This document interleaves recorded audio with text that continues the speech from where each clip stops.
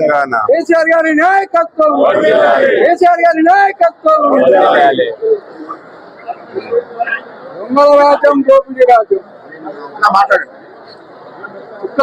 Government ఈరోజు మనందరికి తెలిసిన విషయమే. కాంగ్రెస్ ప్రభుత్వం కక్ష సాధింపు చర్యలో ఈరోజు మరొక టీజర్ రిలీజ్ చేసింది. మా పార్టీ వర్కింగ్ ప్రెసిడెంట్ కేటీఆర్ గారికి ఈరోజు ఫోన్ ట్యాపింగ్ కేసులో రమ్మని చెప్పి విచారణకు నోటీసులు ఇవ్వడం జరిగింది. ఇది ఎంతవరకు భావ్యమని అడుగుతున్నాం. కాంగ్రెస్ ప్రభుత్వానికి రాష్ట్రంలో ఉన్న ప్రజలు ఓట్లు వేసి దేనికి అని అడుగుతున్నాం. మీరు మాయమాటలు చెప్పి 6 గ్యారంటీలు అని చెప్పి 420 హామీలు అని చెప్పి ప్రజలను మోసం చేసి ప్రభుత్వం గద్దెనెక్కింది.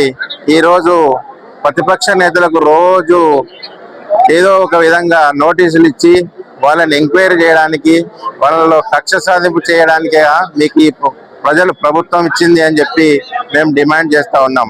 మీకు చేతనైతే మీరు ఇచ్చిన హామీలను నెరవేర్చి ప్రజలను ఆదుకోండి.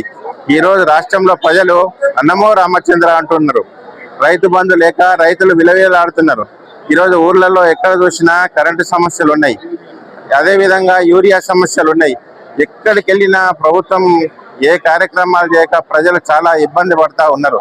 ఈరోజు మీరు అలాంటి కార్యక్రమాలు చేసి ప్రజలతో మంచి పేరు తెచ్చుకోవాలి, కానీ ఇదేంది దురదరాష్ట్ర పాలన అని చెప్పి మేము డిమాండ్ చేస్తా ఉన్నాం.